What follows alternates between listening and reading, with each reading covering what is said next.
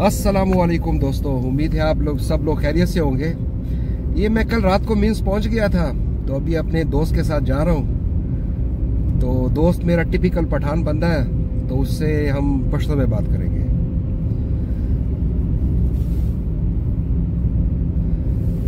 अस्सलामुअलैकुम दाऊद खाना। वालेकुम सलाम से बस स्टडी मुशी उरज मुनेक मरगा। मैं ये जरा चेंज करता हूँ। खा दाऊद खाना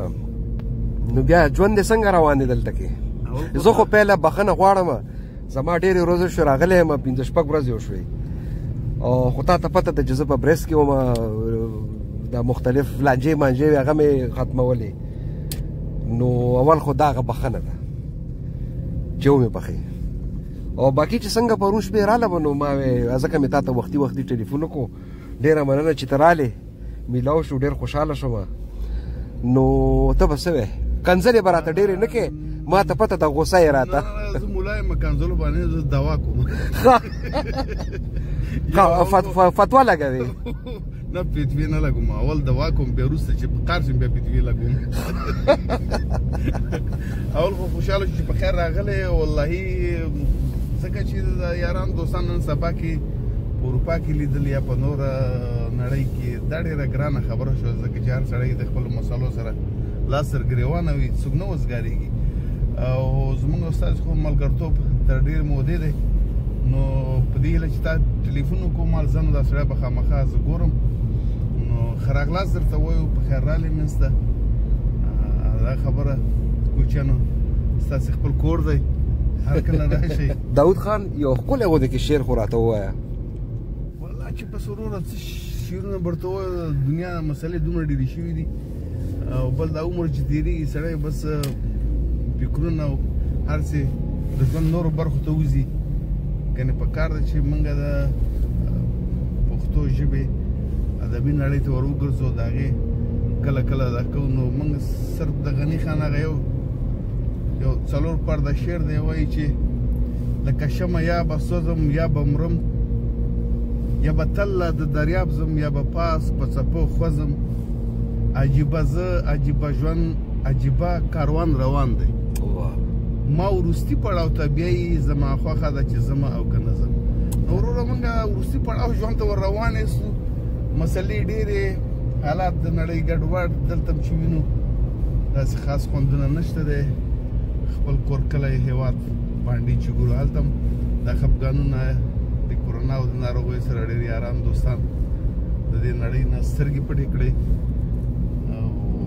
نور د حالات هلته مړ او دلته مړ. دغه زموږ دغه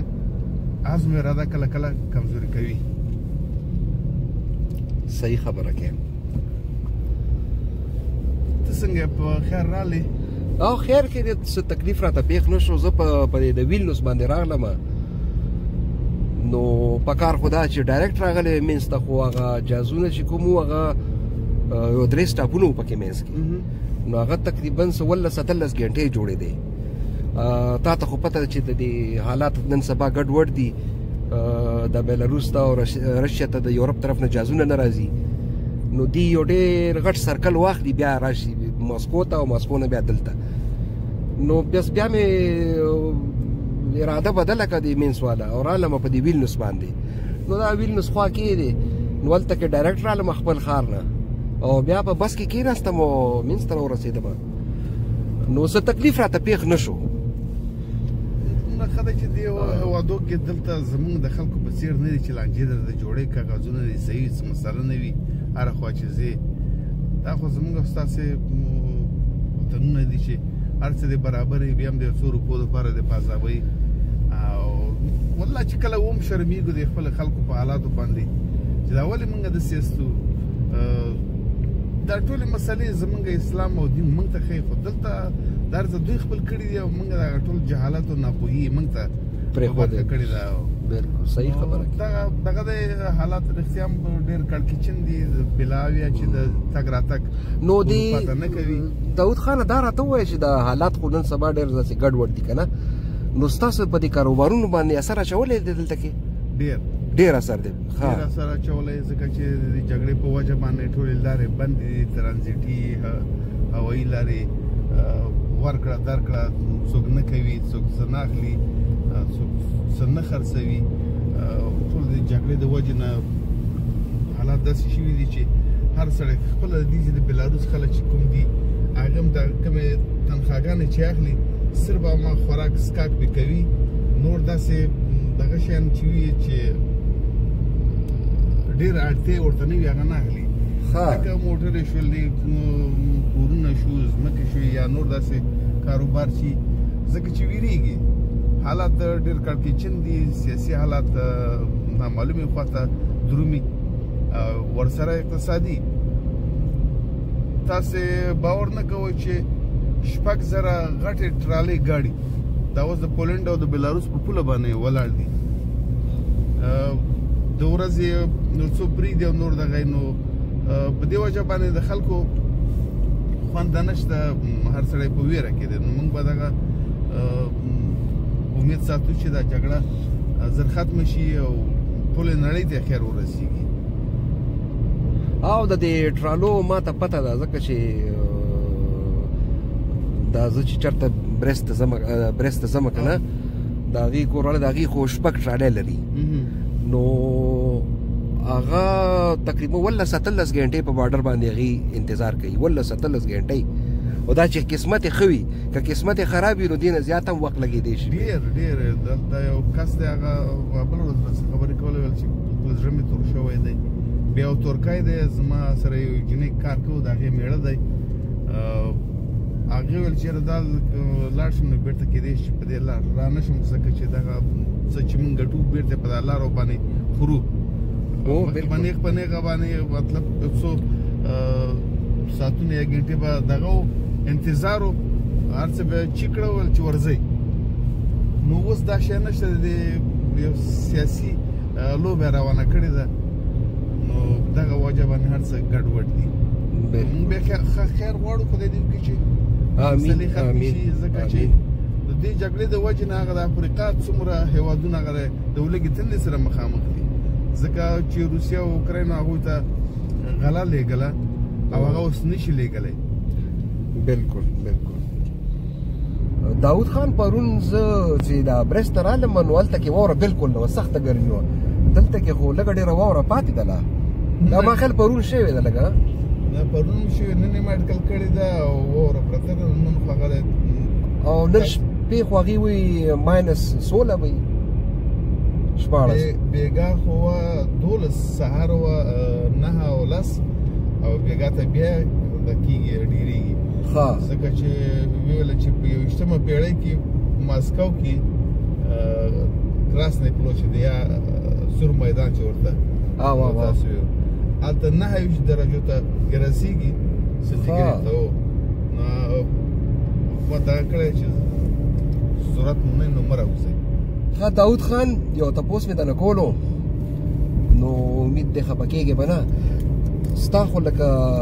کمپنیان لري او 2-3 او مختلف کاروبارونه هم کې او یو کاروبار کې ستا دی دا ټیکسي والا کاروبار هم شامل دی نو دا راته ووایه چې دا ټیکسي کاروبار څنګه دی دلته کې اکثر ما نه خلک تپوسونه کوي نو هغې ته زه بیا وایم چې یاره که زه چې لاړ شم نو چا نه به تپوس وکړم نو ځکه دا تپوس مې درنه کولو مې که تاسو خفه کېږئ نه د دې جواب راته لږ راکړئ چې دا ټول د کاروبار څنګه دی خرچه پې څومره راځي لکه دا څنګه کېږي هر څه او دا کمپنۍ ته رجسټر کوي او نور نو موټر یا په لیزینګ اخلي یا په نغدو باندې اخلي او یا دغه خپله کمپنۍ کې داسې کسان شته چې خپل ګاډي تاله درکوي رجسټر کوي خپلې کمپنۍ کې کار کوي او بیا نور ډریوران دي هغې بیا ستا نه دغه ګاډی لکه د ورځې دغه اخلي په اجاره باندې یا رنده ورته پروسه کوي او کار پکې کوي بد نه ده کار ګزاره کېږي چې څوک وغواړي او څه ناڅه شته پکې ښه د لیزینګ باندې دلته کې دا ګاډي اسانۍ سره میلاویږي اوس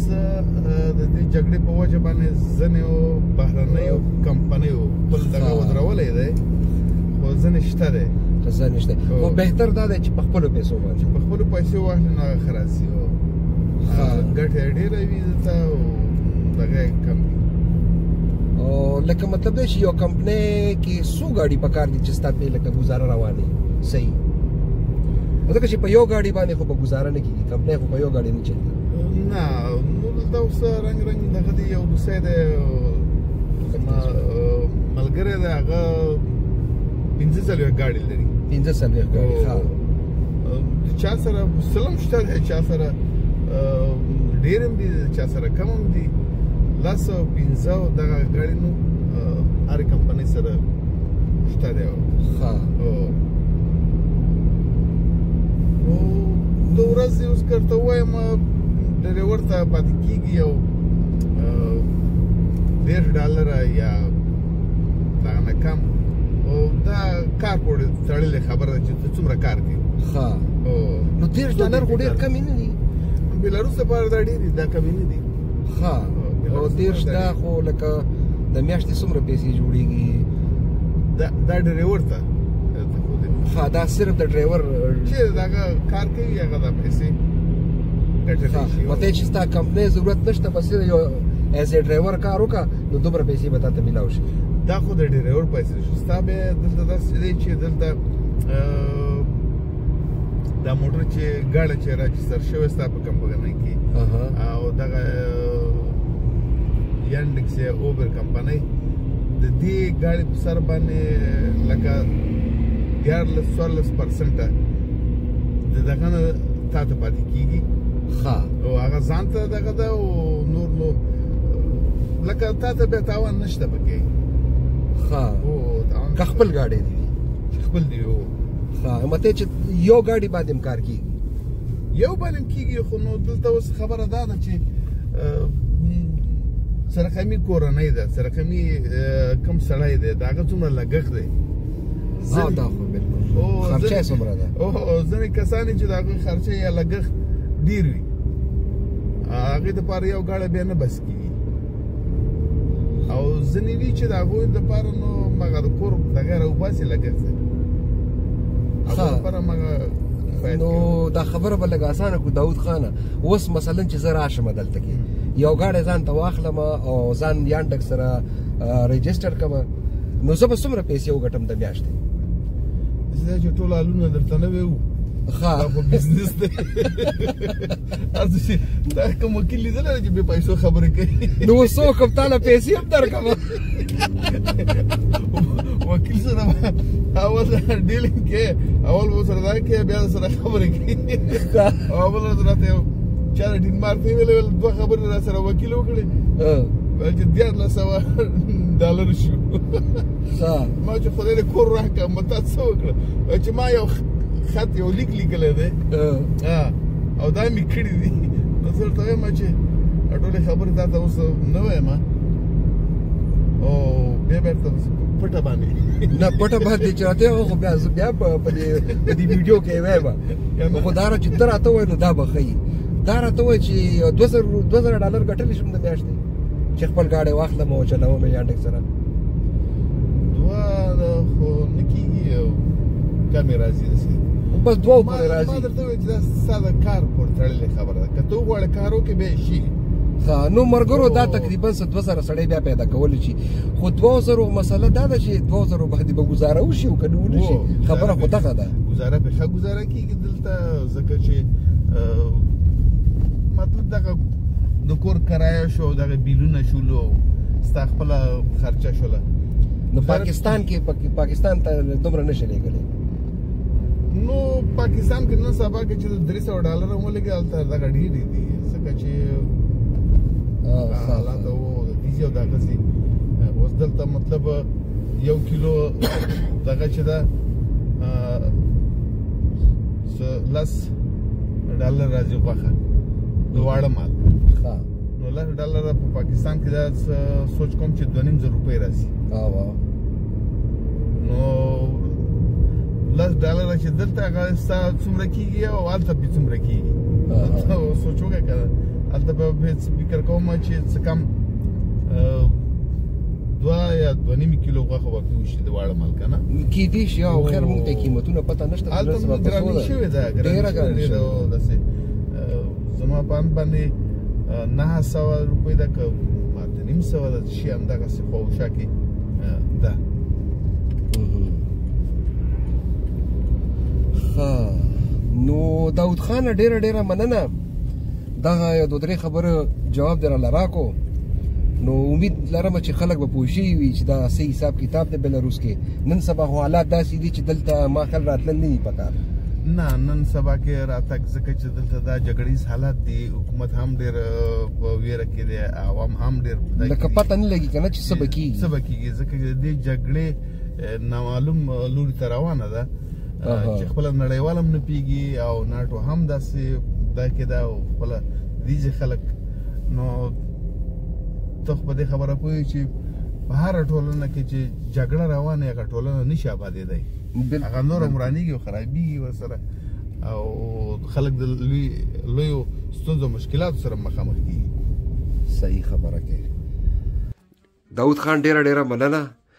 نو تا خو پکې زبردست کار شو داسې دي د واړه مال پختې دي ښه پختې دي دا خو پکې سلاد شو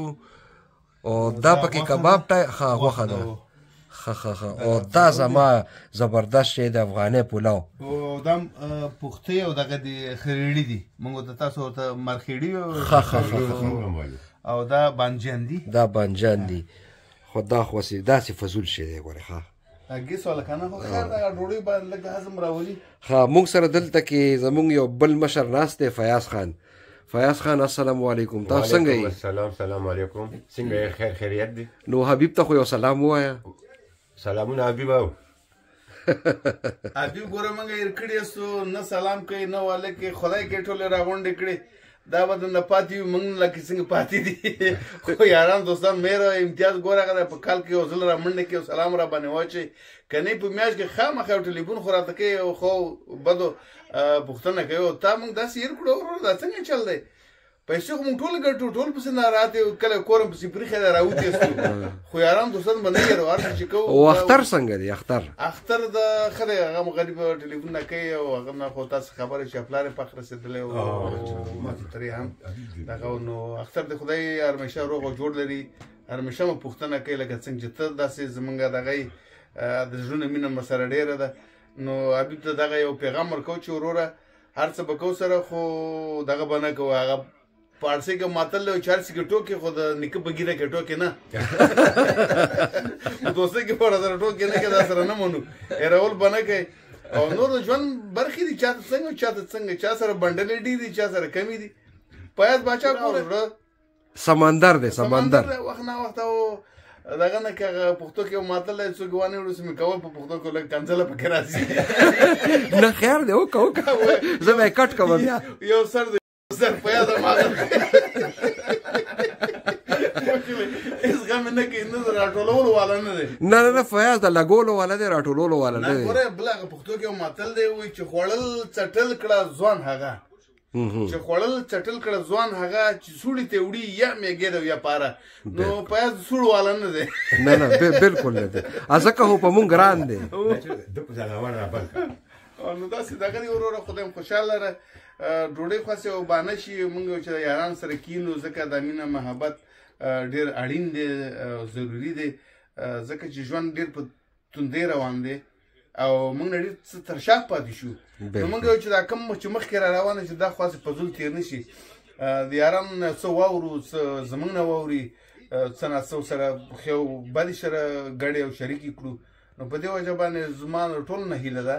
چې همیشه سره کېنئ پاڅئ او ورورولي سره نږدې کړئ ملګرتوب پښتونولي سره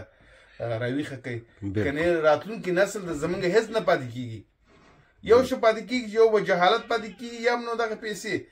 دغه دواړه د وخت یو دغه دی چې هغه ډېر زر درومي جهالت یې موږ نه منو او پیسه باندې پکار ده چې موږ عزت او حرمت واخلو بس ځکه خو موږ تا سره دا مینه کوو که نه چې دلته راشو تا ته ځان راورسوو چې ستا د ښکلې خبرې واورو لکه ستا خبرې چې موږ واورو که نه موږ بیا چارج شو لکه مونږ کې بیا یو نوې دغه راشي یو جوش او ولوله مونږ کې راشي مونږ ته ټول ښاغلي یاستئ ټول راته ښکلي یاستئ خدای مر مشکا داسې ښکلي او ښاغلي او په ځان روغ لره زموږ لپاره دغه شی ډېر ضروري دی لکه څنګه چې تا ویل داسې زه ستاسو نه چارج اخلم ستاسو نه زه انرژي اخلم ستاسو په ناسته پاسته باندې ما ته یو نوی ژوند را بخښل کېږي بالکل جزاک الله زه ډېره دغه لرم او مینه لرم او خدای دې وکړي زموږ پښتانه همیشه د خپلې ژبې پښتو سره او د یارانو دوستانو سره مینه ډېره کړي. ښه ملګرو تاسو ته پتې زموږ د داود خان ما مخکې یو ویډیو کې ذکر کړو دی لږ ادب سره تعلق ساتي شعر و شاعري هم کوي کتابونه هم لیکي نو موږ اکثر دله راځو د خوږې خبرې اورو او بس دغه کس چې کوم دی که نه دا په موږ دومره ګران دی که نه چې اندازه نشته ډېر زبردست د زړه خلاص سړی دی. نو فیاض خان ما خو دا روټۍ به وخورو که نه نو دا شی به یخ شي او داود خو ضرور نو مرګرو دا ویډیو به دلته لږ بند کړم نو بیا به وروسته ګپ لګو. ښه نو مرګرو ډېره مننه تاسو زموږ دا ویډیو وکتو انشاءالله په یو نوي ویډیو کې بیا ملاقات کیږي. خدای پامان. السلام علیکم. داود خان که ته زما ورور ته څه یا بل څه ویلی شي ورته تا تپوسونه مانه اکثر کې ښاغلی شاعر صاحب زما سلامونه ونه کیلي ومنه خدای دې وکړي چې روغ جوړ او خوشحاله اوسې همیشه دې دغه وینم فیسبوک کې لایکونه درکوم او په مینه باندې هر څه ستا اورم بالخصوص ستا د رباب ټانک بله په دې خبر شوم چې څه کتاب هم لیکې نو په هغه کې هم درته بریالیتوب غواړم. خدای دې وکړي چې زموږ پښتانه هر یو ستاسې په څېر باندې خپلې ژبې ته خپلو خلکو ته خپلې ټولنې ته چوپړ شي او خدمت وکړي. نو موږ نه هېر شوی نه همیشه دې یادوو د ورور نه پوښتنه کوم او چې روغ جوړ دی نو الله تعالی دې راته روغ جوړ او خوشحال لره. والسلام. امین. خبر ګورو ډېره مننه انشاءالله بیا به په یو نوي ویډیو کې ملاویږو. خدای پامان. السلام علیکم.